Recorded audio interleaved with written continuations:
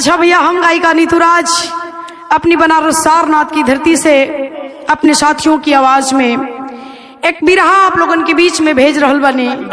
हमके आशा ही ना विश्वास बाकी आप लोगन के पसंद आई। गौर करेंगे, अपने उत्तर प्रदेश मैनपुरी की ये घटना है और दिल दहला देने वाली ये घटना है। 4 लाइन भूमिका में कवि जी ने भाव दर्शाया है मास्टर। क्या कहे कुछ समझ में न आता किसी को, ये कैसे या क्यों हादसा हो गया। खुश जो परिवार शादी के उत्सव में था, वो अचानक सदा के लिए सो गया। गम का मंजर न ऐसा दिखा था कभी, हर कोई कह रहा है ये कैसी नादानी। और घर कर डरा डर है हृदय में सियारा,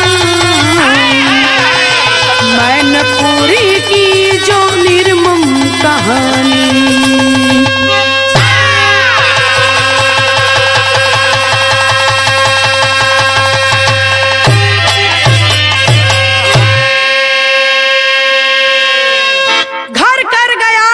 सबको सियाराम, मैनपुरी की है जो निर्मम कहानी। निर्मम हत्या करने वाले उस दोषी की बात मैं करती हूँ बाबूजी। न जाने उसके दिल में ऐसा क्या सूझा, इतना बड़ा अंजाम दे गया और आते आते खुद को भी दुनिया से अलविदा कह गया। गौर करेंगे बाबूजी, बिरहा में एक लाइन गीत लगल। कौन गजल है? क्या बात है कि बस ही एक और दुनिया है इसी संसार के नीचे।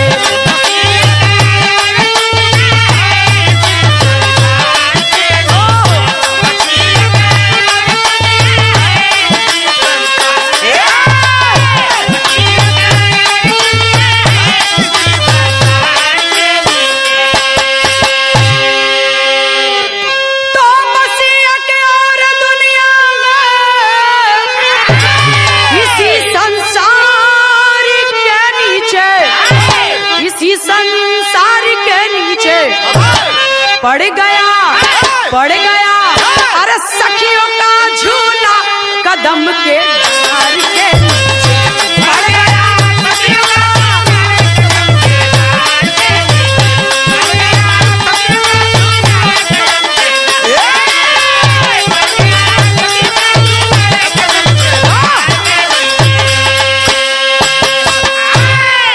लेकिन 2 लाइन भाव कवि जी बड़ा सोच समझ के लिखलन। का लिखलन है? आज की दुनिया है कैसी, चढ़ा कैसा जमाना है।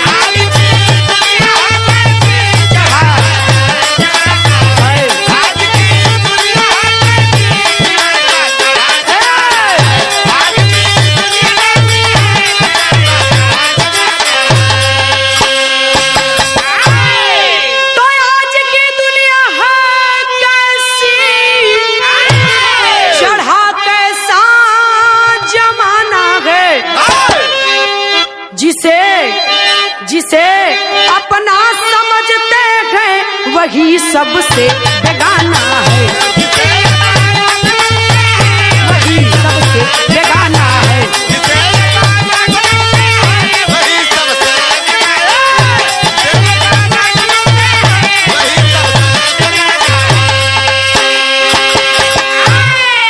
आज की दुनिया है कैसी, चढ़ा कैसा जमाना है। जिसे अपना समझते हैं वही सबसे बेगाना है। यही एक बात लागू होती है, हमें तो अपनों ने लूटा गैरों में कहाँ दम था। मेरी किस्ती वही डूबी यारो जहाँ पानी बहुत कम था। जब घात करला धोखा करला तब बेगाना के कहाँ हिम्मत है। अपना ही कोई सगा दगा दे देता है। कहानी कैसे न कहाँ पर शुरू हो गई लावा।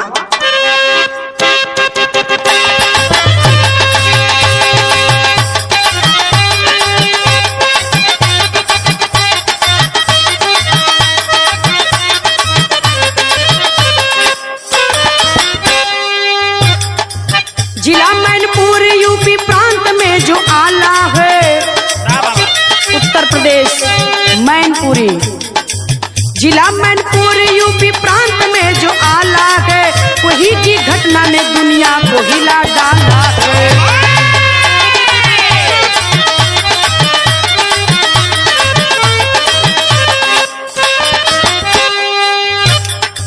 किसनी क्षेत्र में गोकुलपुरा अरसारा है, किसनी क्षेत्र में गोकुलपुरा अरसारा है, वही सुभाष का परिवार बसा प्यारा है।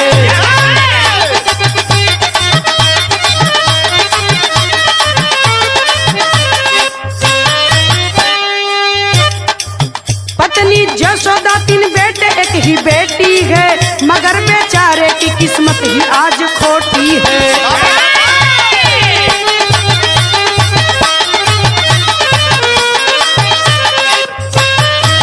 मझले बेटे सोनू यादव की सगाई है, मझले बेटे सोनू यादव की सगाई है, बारात इटावा के गंगापुर में आई है।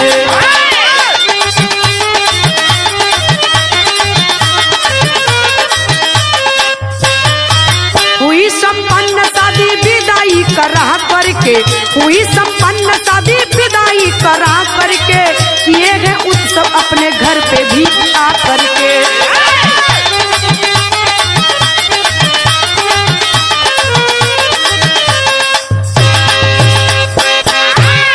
गौर करेंगे बाबूजी, इस घटना ने पूरे हिंदुस्तान को हिला डाला। मैनपुरी जिला उत्तर प्रदेश, वही की ये बात है। गोकुलपुरा अरसारा किसनी क्षेत्र में आता है, किसनी क्षेत्र के गोकुलपुरा अरसारा की कहानी बा। सुभाष यादव परिवार के मुखिया का नाम सुभाष यादव की पत्नी जसोदा, 3 बेटे और 1 बेटी मालिक ने उनको दिया है। गरीब परिवार है और गरीब परिवार में 3 बेटे 1 बेटी लेकर के सुभाष अपनी पत्नी जसोदा के साथ जिंदगी का गुजारा करत हुवन।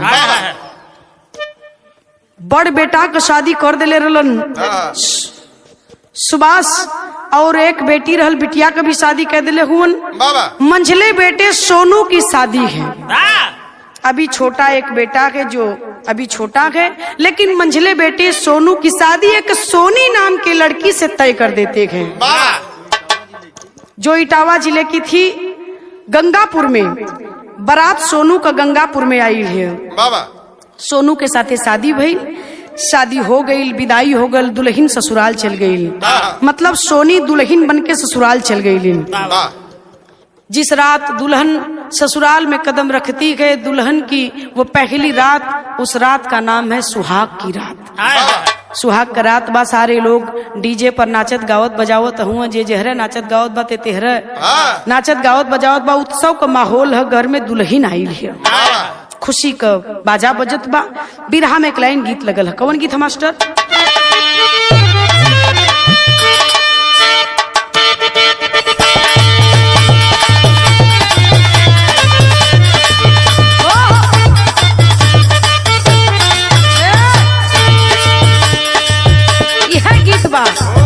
कोनो लड़की कोनो लड़का के देखलस, कलस की एक टक निहारत हुआ तो और पलकियो ना गिरत हियो। पहली बार बारात करे आइल हुआ का लड़का, कलस की ऐसा कुछ बात समझला, पहली बार आयल है। अगर बारात कैलहू हो तो तोहरे नियर लड़की ना देखले है। लड़किया जवाब देले, का कहले? अरे आइला हम बारात करे कि हमसे बात करे।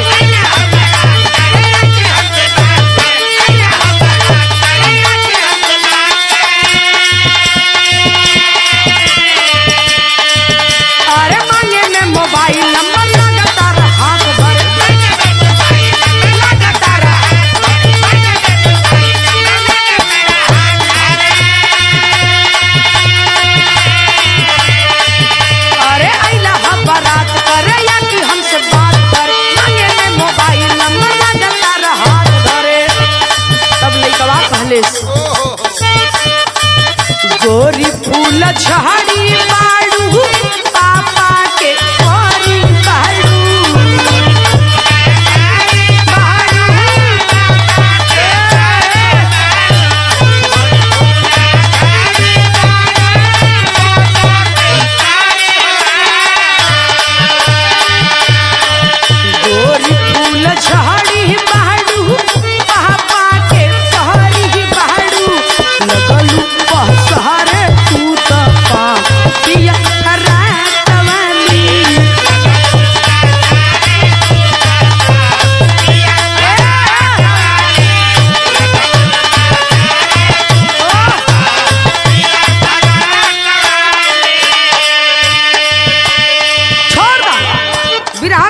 है, लेकिन फर्ज कवि जी बिरहा में लिखलन का लिखल गई।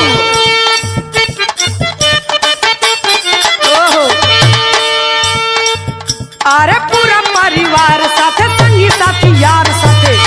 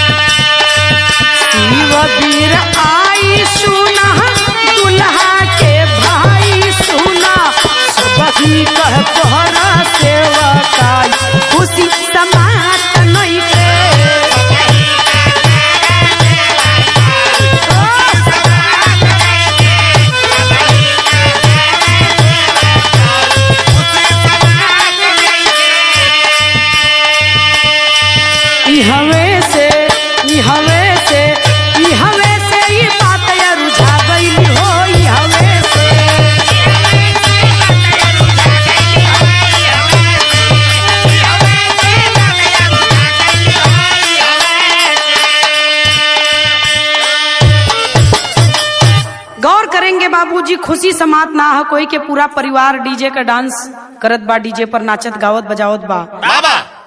शिवबीर दुल्हा का बड़ा भाई मतलब सोनू दुल्हा और उनकर बड़का भैया शिवबीर कोल्ड ड्रिंक मंगा के सबके पियावत हुवन, खुशी अपार बा।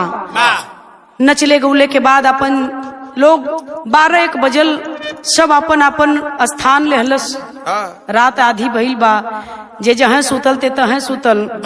गौर करेंगे वही दौरान दुल्हन दुल्हा का लोग सोचे लगलन कि कहाँ सुतावल जा, चूंकि मेहमानन का घर बा और दुल्हा दुल्हन का आज पहली रात बा।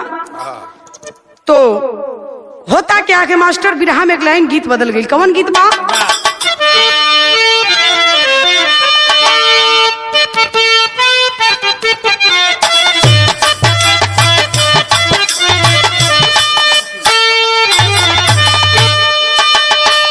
एक गीत के हमरे आपके घरे का माता बहिन गावेली, बड़ा खुशी का माहौल होला जब दुल्हा आवला सज बज के ससुरारी में, तब परछत का गावेली।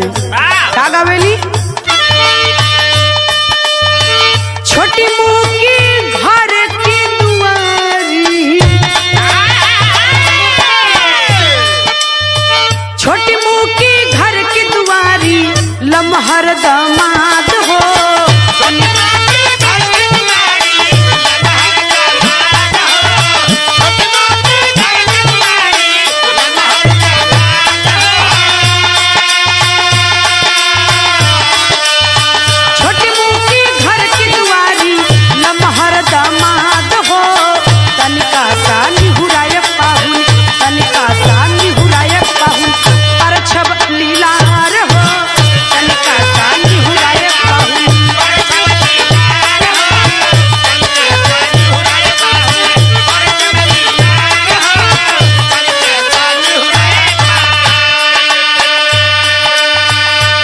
लेकिन बिरहा में कवि जी भाव लिखत हुवन भई का, धीरे धीरे रात बह रैली पहरिया हो,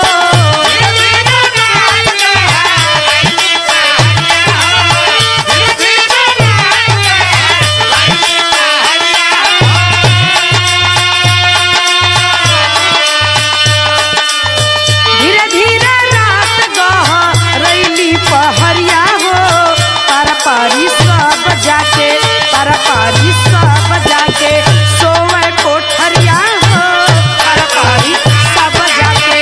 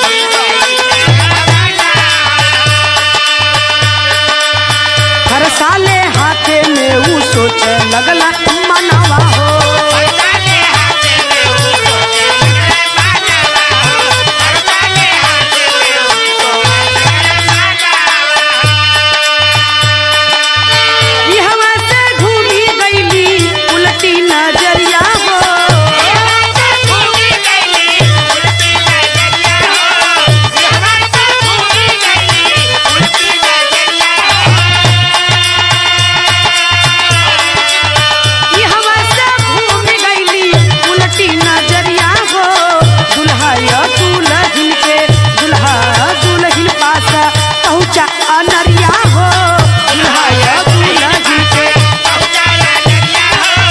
दुल्हा दुल्हन पासे पहुँचा।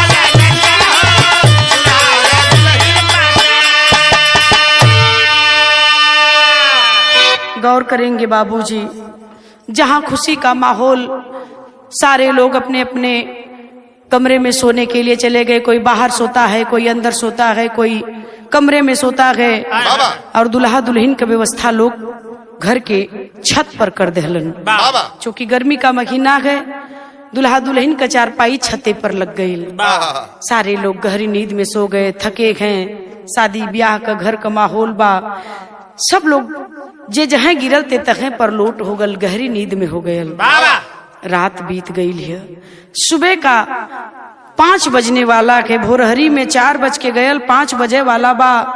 शिवबीर उठल हुवन, हाथ में फरसा उठौले हुवन, अल्ले करके हाथ में फरसा। शिवबीर सुभाष का सबसे बड़ा बेटा सबसे पहले का कैलस मास्टर, लेके फरसा पहुंचल है छत पर।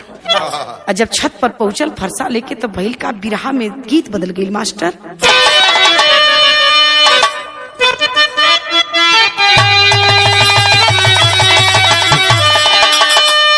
कि आज एकादशिया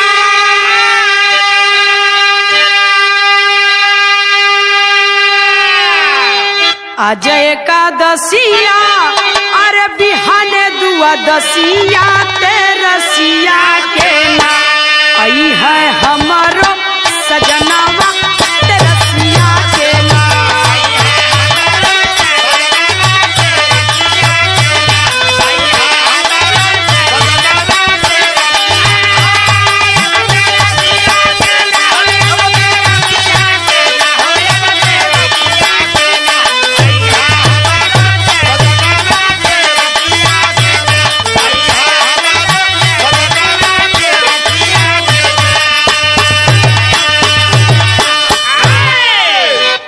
गौर करेंगे, बिरहा कई गीत बा, लेकिन भाव कवि जी बिरहा में लिखत हुवन। फरसा लेकर के शिवबीर पहुंचल है घर के छत पर, जहां दुल्हा दुल्हन एक ही चारपाई पर सुतल हुवन। अब पहुंचल नीच तक कैलस का मास्टर, दुल्हा दुल्हनिया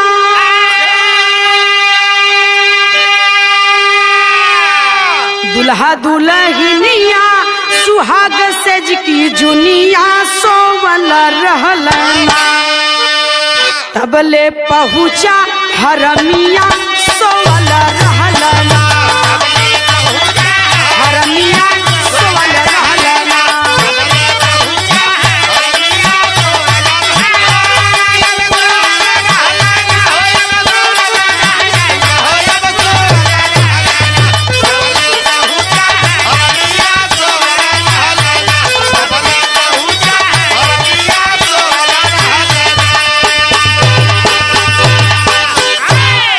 जहां दुल्हा दुल्हन सुतल हुवन, फरसा लेके पहुंचल इ नीच शिव कुमार हरामजादा कैलस का मास्टर। फरसा चला के पापी कटला दुल्हनिया, कटला दुल्हनिया।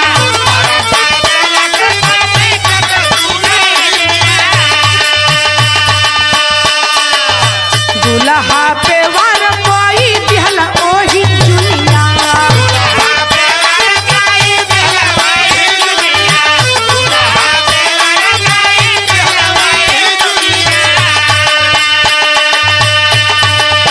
दुल्हन का खत्म होई गईली कहानिया सोवल रहलना, दुल्हन का खत्म होई गईली कहानिया सोवल रहलना। नीचे जीजाजी दलनिया सोवल रहलना,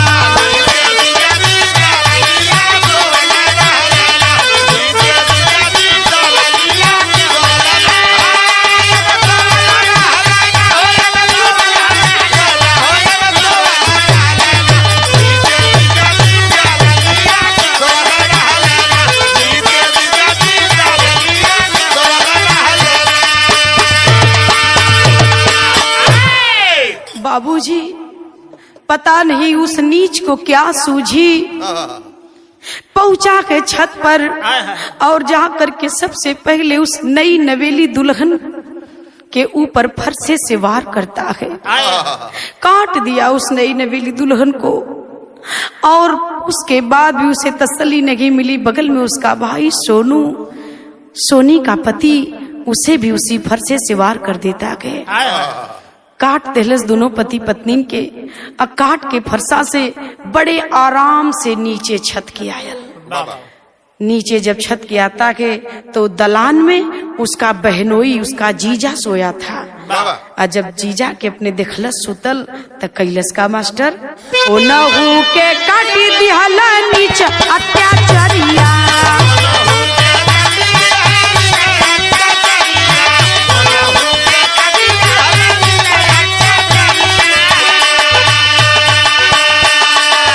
छोटा भाई भूलन पे भी पड़ली नजरिया, छोटा भाई भूलन पे भी पड़ली नजरिया, छोटा भाई भूलन पे भी पड़ली नजरिया।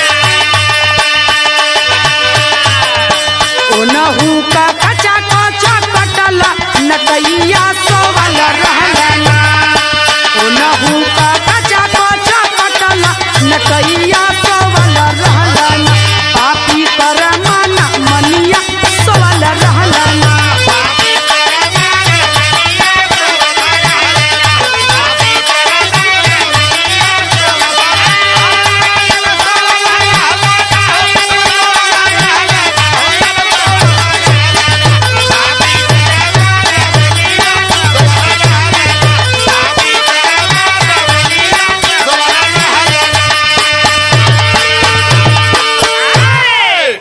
दुल्हा दुल्हन के छते पर कटले के बाद पापी नीचे आया है। जब छत से तो दलानी में ओकर बहनोई, ओकर जीजा सुतल रहन बाबू, वह फरसा से वार कैलस अपने बहनोई के ऊपर खाच से कटबे त कैलस वही फरसा से।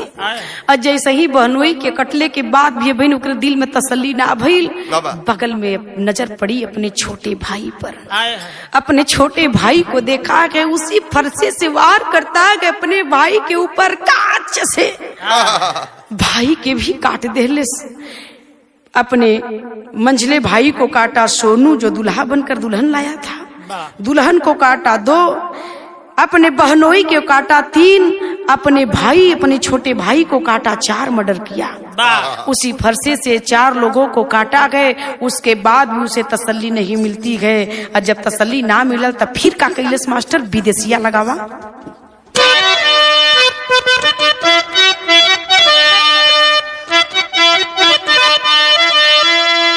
बगल में सुतल रहले दीपक उनकर सखिया हो, ओ नहू के घटिया बा हतले परनवा। आगे कमरा में उनकरी पत्नी उनके मामी साथे, कहे मामी रोका इनके अवला सामनावा। मामी हो बचावा देखा इनके का भइल बाटे, दोनों मिलके चेतावली माने ना कहनवा। गौर करेंगे बाबूजी, 4 लोगों को काटने के बाद भी शिवबीर को तसल्ली नहीं मिलती है। तब बगलिया में के सुतल है? शिवबीर का दोस्त दीपक सुतल हुआ। बाबा वही फरसा से वार कर देलस दीपक के ऊपर शिवबीर। उसी फरसे से मारता है दीपक के ऊपर भी वार करके कांच से दीपक कभी गर्दन अलग कर देलस। लहू लुहान पूरा घर हो गए, छते से लेके नीचे तक पूरी मकान में मालूम पड़ल कि एकदम चारों तरफ खून ही खून पसरे लागल। तब तक धीरे धीरे लोगन का नींद खुले लगल। बहिन गई लहल शौच खातिर, बहिन शौच से आई लिया, देखत ही अपने पति के कटल, मालूम पड़ल कि वहीं बेहोश होके गिर गई। तब तक दुल्हन के ओर दौड़ल है, और जब दुल्हनिया की ओर दौड़ल तो दुल्हनिया ओकर मामी आई रहली, शिववीर का मामी के पीछे दौड़ के गईले कि मामी बचा ला, जान काट दी है, फरसा ले ले हुआ। जैसे कि फरसवा उठाए के मारल चलस, तब तक वही खटिया के पाटी पर फरसा पड़बे तकयल। अब फरसा का बेट अलगे हो गल, फरसा छटक के अलगे चल गया। 5 हत्या करता है, 5 लोगों को काटता है, अपने दोनों भाई को, नई नवेली दुल्हन को, अपने दोस्त दीपक को और अपने बहनोई को। 5 कत्ल करता है शिववीर। और वही माँ दौड़कर हाथ जोड़ रही है, माँ के ऊपर वार करता है, कभी पत्नी के ऊपर वार करता है, कभी अपने पिता सुभाष के ऊपर वार करता है। माई जसोदा गिड़गिड़ा थी, बाप सुभाष गिड़गिड़ात हुआ, दुल्हन गिड़गिड़ात बा, मामी गिड़गिड़ात है, का करत हुआ तो कि का हो गल शिववीर, का हो गल, आखिर क्यों ऐसा कर रहा है। 5 हत्या करने के बाद मालूम पड़ल कि फरसवा थक गयल, टूट के छटक गयल। अगर टूटल न हो तो न जाने उ कितना हत्या भइन कैले होत। पूरा परिवार जाग गल, पास पड़ोस जाग गल, हल्ला सुन के दौड़ल ह। बिरहा में कभी जी टेरी लिखत हुन का भइल,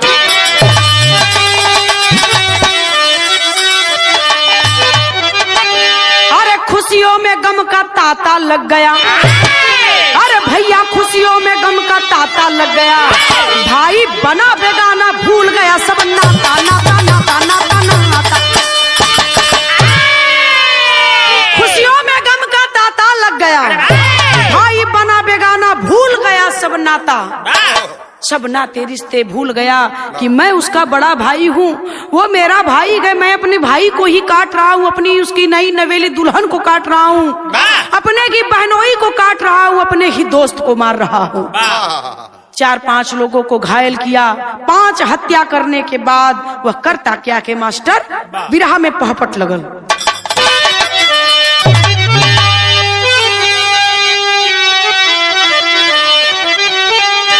अंत में पापी कोठरी में एक जाई नीच कसाई हो, आई अपने ऊपर गोली लिया चलाई नीच कसाई हो।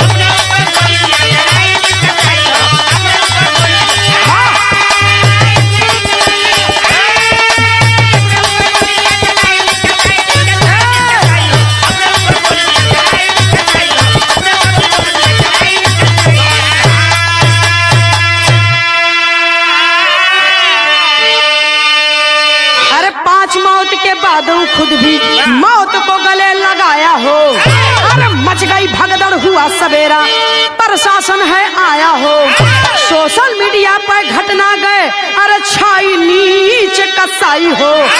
23 जून 23 का घटना बाई नीच कसाई हो।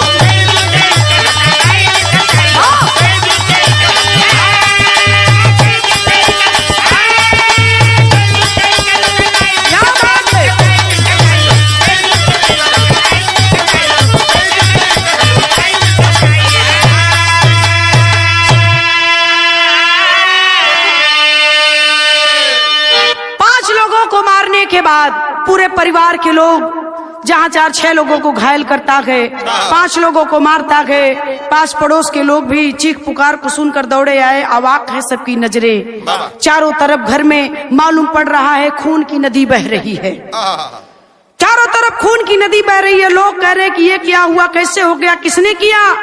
तब तक शिववीर का कैलन दौड़ल घरे में गईलन, और दौड़ल घरे में गईलन, दरवाजा बंद करके उठौलन पिस्टल, और उठा के पिस्टल अपने कनपटी पर दाग लगा करके धाए धाए गोली चला लेता है, खुद अपनी जान भी ले लेता है।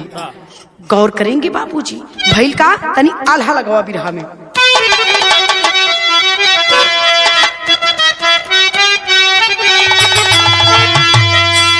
अरे शादी सुहाग राता मौत तर परैली भैया,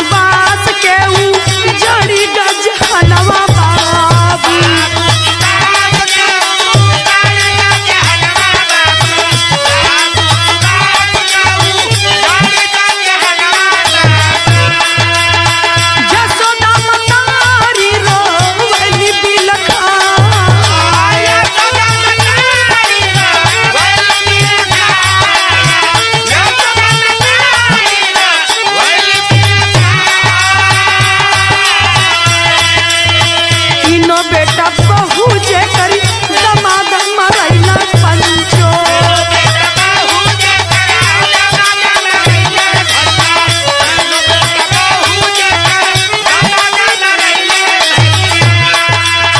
सादरी बजारिया को कैली लुटा।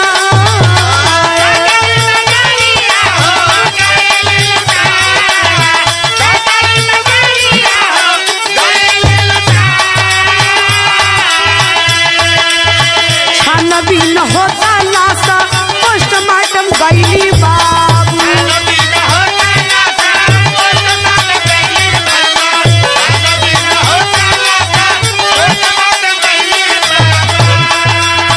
आगवा के बतिया ना कहले कहा।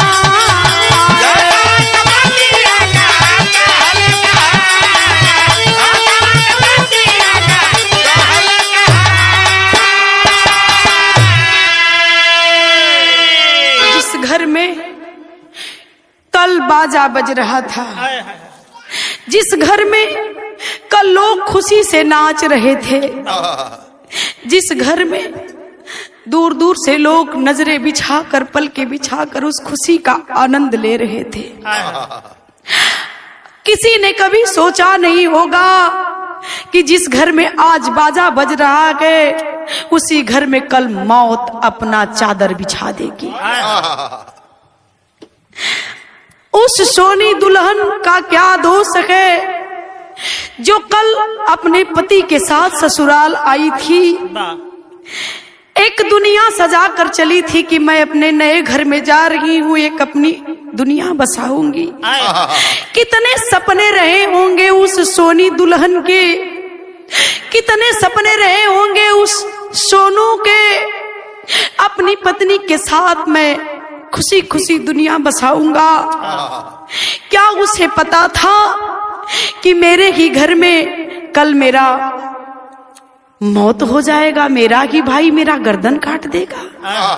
नहीं पता था। क्या उस पिता सुभाष को पता था?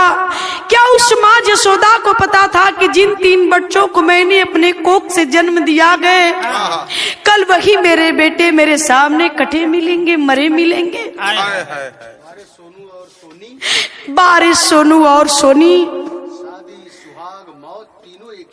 शादी सुहाग और मौत तीनों एक ही दिन हो गया। हे बाबू, दिल दहला देने वाली ये बात है, रूह कांप जा रही है। आप लोगों ने सोशल मीडिया पर देखा होगा, ये खबर हवा की तरह फैल गई। 23 जून 2023 की इसी साल की ये घटना है जो शादी का माहौल मातम में बदल गया। आज सुभाष यशोदा का दुनिया उजड़ गई, 3 बेटे नहीं रहे, बहू नहीं रही, बेटी का पति मतलब सुभाष का दामाद भी नहीं रहा। गौर करेंगे बाबूजी, रो रहे हैं, लाश पोस्टमार्टम के लिए जाती है, दुनिया उजड़ गई है।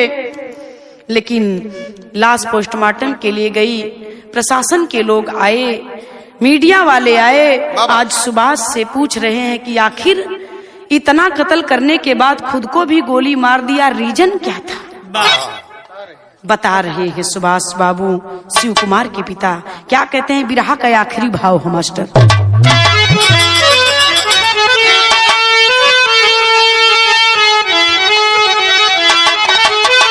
तब बाबू बदलावे, तब बाबू बदलावे वो लड़का, अरे कमीना हमारा अपने भाई से वो रखा मतभेद गहरा।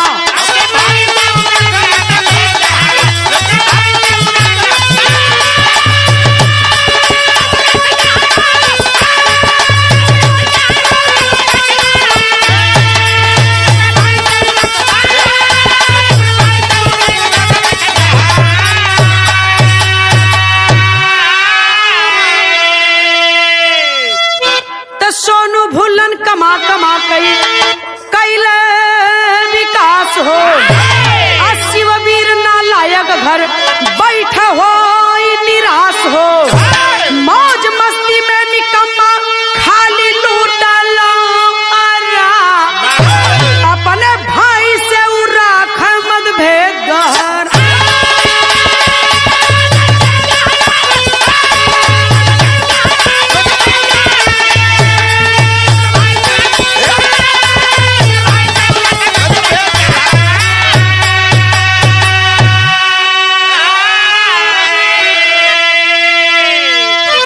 आखिरकार मीडिया वाले जब पूछने लगे कि आखिर सुभाष चाचा, आपका बेटा शिववीर अपने ही दोनों भाइयों को मारने के बाद, उसकी पत्नी को मारने के बाद, अपने दोस्त अपने बहनोई को मारने के बाद खुद को भी गोली मार लिया, रीजन क्या था, क्या कारण था, क्यों उसने ऐसा किया?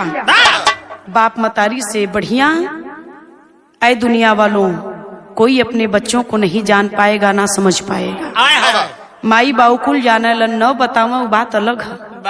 सुभाष शिववीर के पिता रो रो करके सारी दास्तान को बताने लगे कि साहब निकम्मा आवारा कभी काम करे ना जनलेस, एक नंबर का आवारा दिन भर खाली यहाँ वहाँ घूम के लहरा ले, कबो काम करे ना जनलेस, शादी ब्याह कह दिली कि सुधर जाई, दूठे बाल बच्चा भइला जिम्मेदारी हो जाई त कमाए लगी, लेकिन शादी कैले के बादो ना सुधरल, दूठे बाल बच्चा भइलन तबो ना सुधरल, छोड़ दिली, अलगा कह दिली, अलगा कह दिली कि जायदा दो बेटे जब मेरे छोटे वाले बड़े हुए ये कमाना सीखे, इन्होंने जमीन जायदाद लिखवाया पढ़ाया, ये अच्छे निकल गए, ओकरे मन में द्वेष आ गयल, ओकरे मन में जलन आ गई, हित नात रिश्तेदार गांव समाज सारे लोग थू थू करने लगे, तो ओके शर्म लगल हुई, जो भी हो मैटर, हम तो यहाँ तक कहे कि शादी में भी उसे मत बुलाओ, लेकिन भाई का प्यार भाई को खींच लाया कि नहीं पिताजी आने दीजिए, है तो मेरा बड़ा भाई। सोनू बुला लिया कि नहीं शिववीर भैया, पिताजी ना चाहे लेकिन हम चाहते हैं कि मेरी शादी है और आपको आना ही है। उसे क्या पता था कि जिस भाई को मैं बुला रहा हूँ अपने शादी में शामिल होने के लिए, वही भाई आ रहा है मेरा कत्ल करने के लिए, मेरी दुनिया उजाड़ने के लिए, काल बन करके वही मेरा भाई आ रहा है। उस सोनू को नहीं पता था। गौर करेंगे भैल का मास्टर। तरोवाला सुभाष सब लागी कवनी ओरी हो, आखिरी में सबसे ही बाट कर जोरी हो, बच के रही हा भैया चले और कल जुग के पारा, अपने भाई से ही रखा मतभेद गहरा।